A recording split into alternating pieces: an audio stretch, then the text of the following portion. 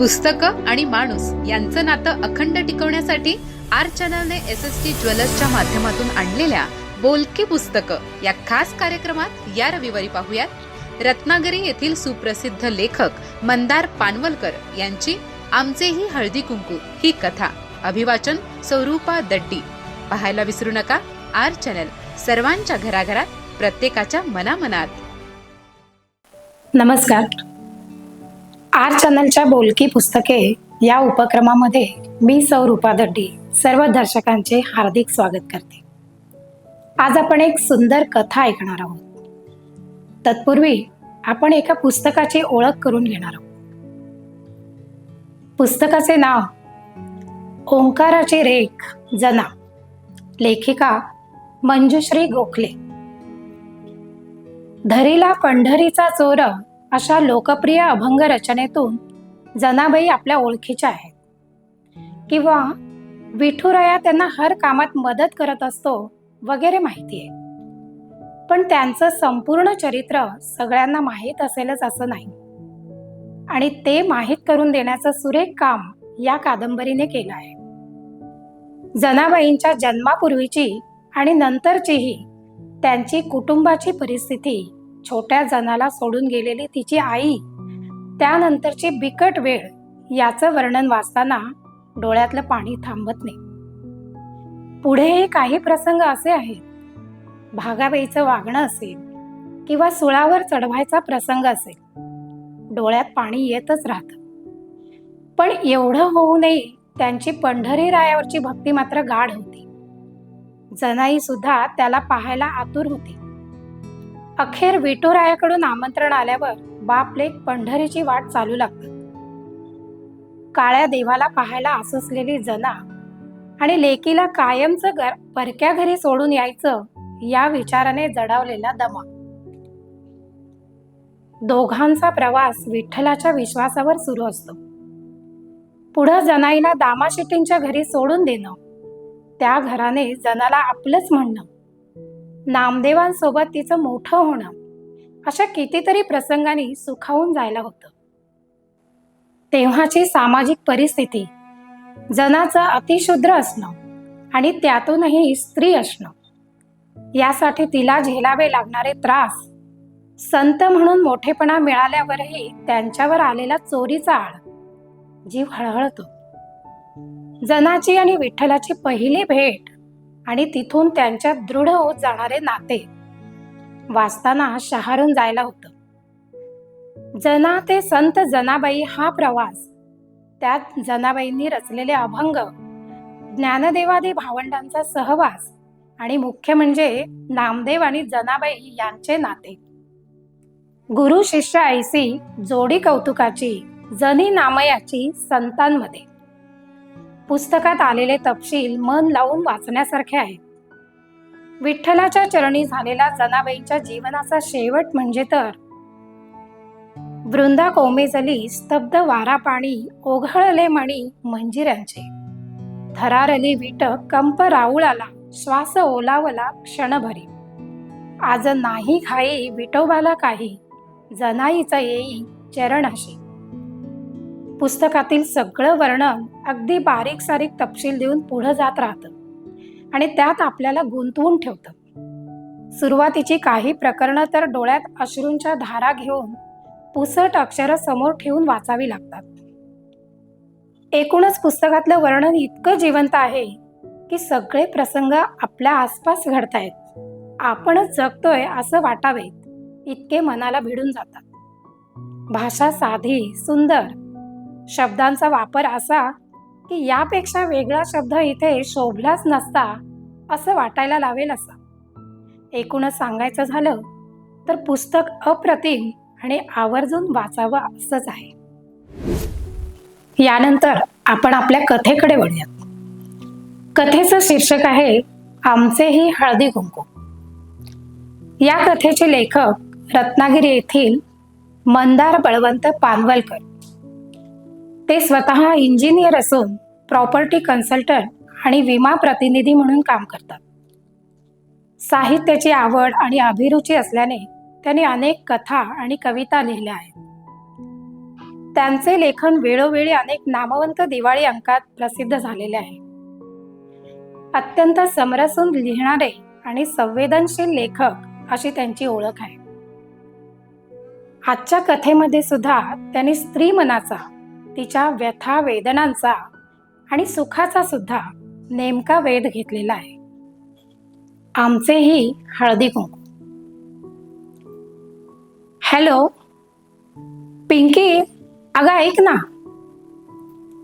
काय ग म्हणे, आहेस कुठे? किती दिवसांनी कॉल केलास? मी जिवंत आहे का खात्री करायला केलास का ग म्हणे? ए हॅलो, जरा तोंड आवर ग. जिवंत आहेस म्हणूनच केला असं समज, पण गप्प बस आणि मी काय सांगते ते ऐक. बोल बाई बोल, ऐकते. शाळेत असतानाही तुझीच दादागिरी आणि आत्ताही तुझीच. बोलतो.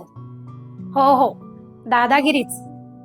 आता शांतपणे ऐक आणि नंतर तुझ्या सोसोबाईंना पण सांग. तुला जमणार नसेल सांगायला तर मी येऊन सांगते त्यांना, तू माझ्याकडे हळदी कुंकवाला येणार आहेस म्हणून. नाहीतर बावळाटासारखी छाछे बाई मी जाऊ काय करत बसू नकोस. रविवारी माझ्याकडे हळदी कुंकू आहे, फक्त आपले. आपले म्हणजे तू, मी, पद्मी, कविता, विभा, अर्पी, अंजू आणि अजून तुझ्या ओळखीत कोणी आपल्यासारखे असतील तर त्यांनाही सांग. किमान 12 जणी तरी व्हायला हवे.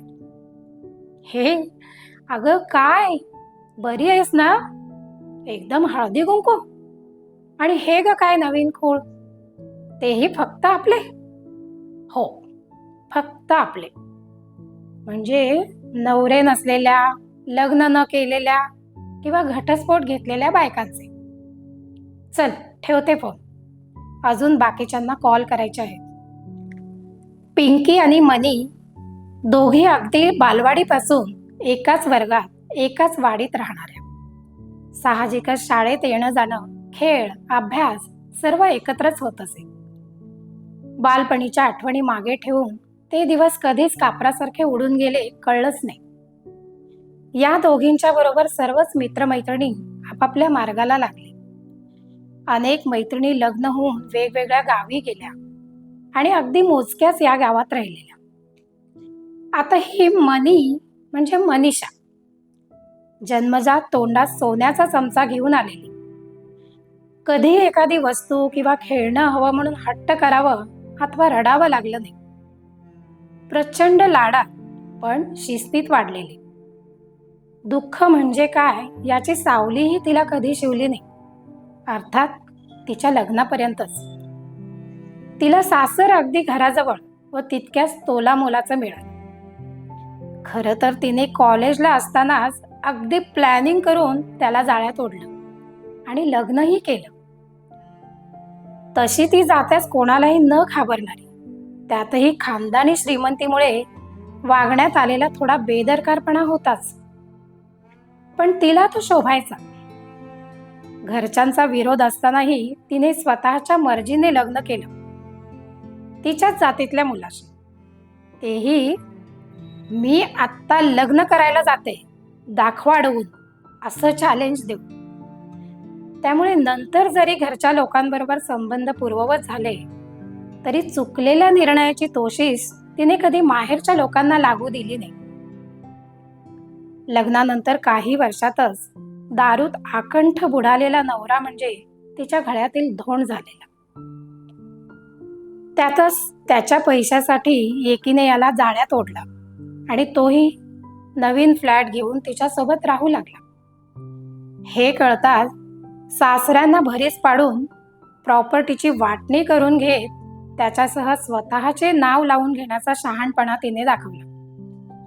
मुख्य म्हणजे तेव्हा सासूबाईंनी खंबीरपणे सुनेची बाजू घेतली. मी सगळं सोडून आले, आता परत जाणार नाही, इथेच राहणार, तू जा घर सोडून, असं नवऱ्याला निक्षून सांगून नंतर रीतसर विभक्त झाली होती ती. या गोष्टीलाही आता किमान 10 वर्षे होऊन गेली.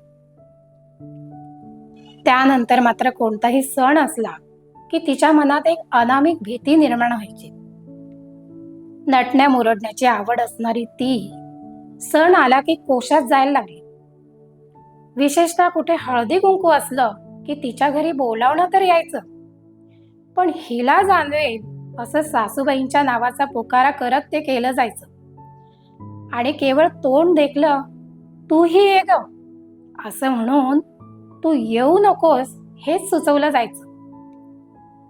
सासूबाई कितीही प्रेमळ व खंबीर असल्या तरी या समारंभाच्या वेळी त्यांचीही द्विधा मनस्थिती व्हायची. एकदा त्या बळेच हिला स्वतःबरोबर हळदी कुंकवाला घेऊन गेल्या आणि तिकडून येताना आपल्याच मैत्रिणीच्या घरून इतरांनी दिलेले टोमण्यांचे वाण घेऊन घायाळ होऊन दोघीही परत आल्या. त्यानंतर मात्र दोघींनीही या समारंभांना जाणेच सोडले. 2 वर्षापूर्वी सासरे गेले. आता तर आपल्याला हळदी कुंकवाचे कधीच बोलावणे येणार नाही हे स्पष्ट होताच तिच्यातला बंडखोरपणा उफाळून वरती आला होता आणि या वर्षी हळदी कुंकू करणारच असे तिने मनोमन ठरवून टाकले. आणि वरचा कॉल हा त्याचाच एक भाग होता. सर्वात आधी तिला पिंकीच आठवली. दोघींच्या आयुष्याची कथा फार वेगळी नव्हती. फक्त पिंकीचे लग्न घरच्यांनी ठरवलेल्या मुलाबरोबर झालं. पदरात 2 कच्ची बच्ची टाकून एक दिवस तो जो गायब झाला त्याचा गेल्या 15 वर्षात कुठे पत्ता लागला नाही. सांगणारे सांगतात, कोणी वेगवेगळ्या गावाची नावं घेत इकडे पाहिला तिकडे पाहिला म्हणून, पण जोवर आपलं माणूस आपणहून घरी येत नाही तोवर त्याला आपलं तरी कसं म्हणावं. असो, तर ही पिंकी मात्र अजूनही सासूबाईंच्या नजरेच्या धाकात. साधं भाजी आणायला बाजारात जायचं तरी त्यांच्या परवानगीने. त्यातही ती बाहेर पडताना त्यांच्या नजरेचे स्कॅनर निमिषार्धात सर्व गोष्टी टिपून घेतात. तेव्हा हिला स्वतःची चीड येते आणि ती त्यावर काहीही करू शकत नाही म्हणून परत हातबल निराशही होते. जेव्हा नवरोबा गायब झाले त्याच वर्षी तिला हळदी कुंकवाला जायला सासूबाईंनी मनाई केली आणि तुमचं कुंकू घरी आलं की जावा मिरवायला असं म्हणून तिच्या आनंदाचे क्षण कुपीत बंद करून टाकले. अर्थात एका अर्थी त्यांनी बाकी बायकांच्या तिला बिचारी करून टाकणाऱ्या नजरा आणि टोमण्यांपासून वाचवलेही. एक एक करता करता आयुष्यात नवरोबाची जागा रिक्त असणाऱ्या ओळखीतल्याच 10-12 जणी सहज नजरेसमोर आल्या. प्रत्येकीची कथा वेगळी, पण सारांश आणि व्यथा एकच. नवरा नाही म्हणून प्रत्येक सण समारंभात सपत्न भावाची वागणूक. यांचा काहीही दोष नसताना सगळीकडे कानकोंड होऊन वागायला लागायचं. सहज बोलतानाही गोड शब्दात समोरचा जखमेवरची खपली काढून वार करून जायचा. दुर्दैवाने यात ओळखीचे महिला मंडळच अग्रेसर. या साऱ्या मनस्ताप देणाऱ्या, मानभंग करणाऱ्या गोष्टी टाळून कोणत्याही दबावाशिवाय या साऱ्या मैत्रिणींसह मनसोक्त गप्पा मारत अगदी हसत खेळत हा कार्यक्रम व्हावा अशीच तिची इच्छा होती. यात तिच्या आई म्हणजे सासूबाई साथीला होत्याच. खरोखरच दुसरी आई होत्या त्या. येणाऱ्या प्रत्येकीला लुटण्यासाठी काय ठेवायचं असा प्रश्न समोर येताच त्या उत्स्फूर्तपणे म्हणाल्या, कुठे केवड्याचे पोहे मिळतात का बघ. आपलं बायकांचं आयुष्य तसंच असतं हो, केवड्यासारखं. स्वतःला काट्यात बांधून संपर्कातील प्रत्येक गोष्ट सुगंधित करत जाणार. अगदी वाळून गेलो तरी सुगंधाचीच उधळण करणार. आस्ते आस्ते तो हळदी कुंकवाचा दिवस उजाडला. त्या दिवशी नशिबाने केवड्याचे पोहेही मिळाले. संपूर्ण घरभर केवड्याचा गंध पसरला होता. सकाळीच मनीषाने मोहक आणि मयुरेशला तिच्या मुलांना त्यांच्या फार्म हाऊसवर पिटाळले होते. दोघेही लेक आता हाताशी आले होते. हळूहळू घरच्या व्यवसायात त्यांना ती सामील करून घेत होती. ते गेल्यावर मात्र ती प्रत्येकीला कॉल करत संध्याकाळी येण्याची आठवण करून देण्यात मग्न झाली. आज येणारी प्रत्येक मैत्रिणी, शेजारीण तिच्यासाठी खास होती. येणारीच्या आयुष्यातही आजची संध्याकाळ संस्मरणीय व्हावी अशी तिचीही मनापासून इच्छा होती. एक नवी सुरुवात. काही वेळ तरी मोकळा श्वास घेण्याची, लादली गेलेली बंधने काही काळ तरी झुगारून आपली नटण्या मुरडण्याची, खळखळून हसण्याची संधी आज प्रत्येक जण परत साधणार होती. आमंत्रण केलेल्या प्रत्येकीला घरातून निघताना नाही म्हटलं तरी थोडं दडपण असणार, हे जाणून मनीषाने बाहेरच्या व्हरांड्याच्या बाजूच्या खोलीत पायातल्या खटव्या जोडव्यापासून गळ्यातल्या मंगळसूत्रापर्यंत आणि पावडर लिपस्टिक पासून टिकली, नेलपेंट, गजऱ्यापर्यंत सगळं काही सज्ज ठेवलं होतं. येणाऱ्या प्रत्येकीने तिकडे जाऊन नीट तयार होऊन यायचं ही अटच होती तिची. आज ती स्वतः तिच्या आईंसह अगदी भरगच्च बांगड्या, वेणीत गजरा, ठसठशीत कुंकू, मंगळसूत्र घालून तयार झाली होती. एक एक मैत्रिणी यायला लागली. आधी नाही नाही म्हणत, नंतर अगदी आनंदाने सर्व साज शृंगार करून तयार झाल्यावर प्रत्येकीच्या चेहऱ्यावर एक वेगळाच आनंद आणि तेज विलसत होतं. रोजच्या वागण्यातली मरगळ, उदासीनता कुठच्या कुठे पळून गेली होती. जसजशा बायका यायला लागल्या तसे एकमेकींबरोबरच्या गप्पा, हास्य विनोदात घर बुडून गेलं. प्रत्येक जण आपल्याला आलेले अनुभवही एकमेकांना सांगत होत्या. त्यातच आईंच्या ओळखीतल्या एक खूप वयस्कर आजीही सामील होत्या. सर्वांनीच त्या येताच खूप मनापासून व जल्लोषात त्यांचं स्वागत केलं. त्यांचे लग्न तर त्या केवळ 12 वर्षांच्या असताना झालं आणि प्लेगच्या साथीत 17व्या वर्षी त्या वयात येता येता त्यांचा संसार संपला देखील. सर्व सुखाची, संसाराच्या इच्छा आकांक्षाची, सणवाराची आहुती तेव्हाच पडली होती. त्यांचं केशवपन झालं आणि अंगावर आयुष्यभरासाठी लाल लुगडं आलं. आपल्या आयुष्यात परत कधी असा दिवस उजाडेल याची त्यांनी स्वप्नातही कल्पना केली नव्हती.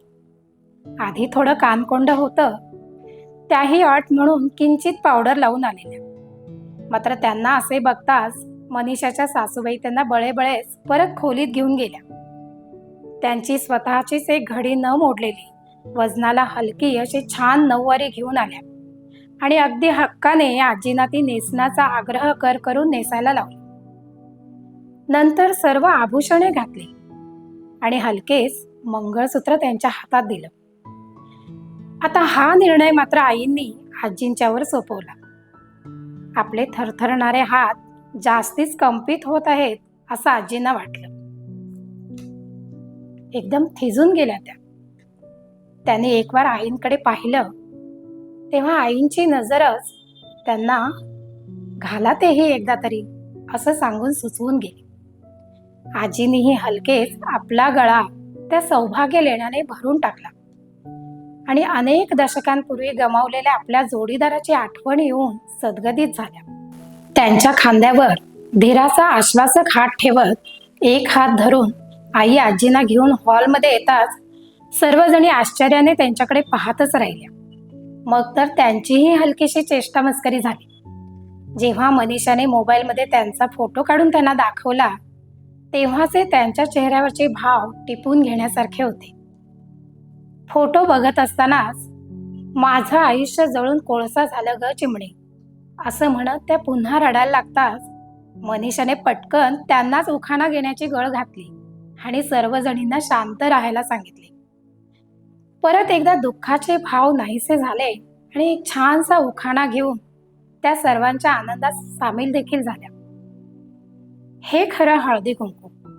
माहित नाही पुढच्या वर्षी मी असेन नसेन, पण आज मी आनंदात आहे, अगदी तृप्त झाले असं गहीवरून सांगत त्यांनी सर्वच जणींना शुभाशीर्वाद दिले. अशीच वेगळी कथा होती अस्मिताची. अमितची स्मिता म्हणून हिचे नाव लग्नात तिनेच हौसेने बदलायला लावून अस्मिता ठेवायला लावलं. पण केवळ 5 वर्षांचा संसार करून अमितला एका अपघातात गमावल्यानंतर 3 वर्षाची इरा पदरात घेऊन आता ती आयुष्याशी 2 हात करत होती. अस्मिता रोज ऑफिसला जाताना जरी सौभाग्य लेणं घालत होती तरी त्यामागचा उद्देश वेगळा होता. आज मात्र इथे तिच्या मनात काहूर उठलं. अमितच्या आठवणीने ती बेचैन झाली. मात्र काही मिनिटातच स्वतःला सावरून ती सगळ्या जणींच्या बरोबर आनंदाच्या या जल्लोषात सामील देखील झाली. स्वयंपाकघर सांभाळत सर्वजणींची सरबराई करणाऱ्या सुशीलाताईंनाही आज वेगळे नियम नव्हते. त्याही आपलं वेगळेपण न विसरता जमेल तितकं सर्व गोष्टीत सामील होत होत्या. मात्र त्यांना त्यांचे अनुभव सांगायचा आग्रह केल्यावर अनुभव ऐकताना समाजातील श्वापदांचा निकटचा वावर सर्वांच्या अंगावर शहारे उठवून गेला. शेवटी त्या मात्र निर्विकारपणे म्हणून गेल्या, बाहेरचे लांडगे परवडले, मी समर्थ आहे अजून बी त्यांना धडा शिकवायला, पण घरचा लांडगा लई वाईट, त्याला रोखता बी येत नाही आणि घालवता बी येत नाही.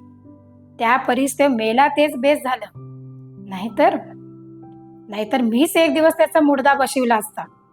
मला अजिबात वाईट वाटलं नाही कुक्कू मिटल्याचा. त्यानंतर सर्वजणींना गोड मिठाई, मसाला दूध आणि तिळगुळ देऊन तोंड गोड करत हातात एक छानसा कुंकवाचा करंडा, रोजच्या उपयोगात येईल अशी भेटवस्तू, केवड्याचा पोया असं सर्व एका सुंदर पिशवीत भरून देण्यात आले. हे सर्व सुरू असतानाच अचानक सागर तिथे आला. आता हा सागर म्हणजे शहरातील नामवंत फोटोग्राफर. त्याचे आगमन होताच सर्वजणी अक्षरशः नाचायच्याच बाकी राहिल्या होत्या. नंतर जवळजवळ तासभर केवळ आणि केवळ एकमेकींच्या गळ्यात गळे घालून तसंच वेगवेगळ्या पोज देत तर कधी एकटीचे फोटो काढण्याचा कार्यक्रम सुरू होता. सर्वच जणींच्या उत्साहाला नुसते उधाण आले होते. हे आनंदाचे क्षण फोटोच्या रूपात प्रत्येकीलाच परत परत अनुभवता येणार होते. जणू प्रत्येक फोटोत काळ गोठवून ठेवला जात होता. शेवटी सर्वजणींचा ग्रुप फोटो घेऊन कार्यक्रमाची सांगता झाली. त्यानंतर मात्र काही जणी सर्व मेकअप वगैरे धुवून परत आपल्या आधीच्या कोशात सुरक्षितपणे बंदिस्त झाल्या. जणू सत्यातून स्वप्नात आणि स्वप्नातून परत सत्यात, वास्तवात परत आल्या. एकंदरीत सर्व कार्यक्रम मनीषा आणि तिच्या आईंच्या अपेक्षेपेक्षा खूप छान झाला. अतिशय उत्साहात पार पडला. आज प्रत्येकीला परत एक सौभाग्याची, आनंदाची गंगा सापडली होती, जी दरवर्षी एकदा नक्कीच भरभरून वाहणार होती.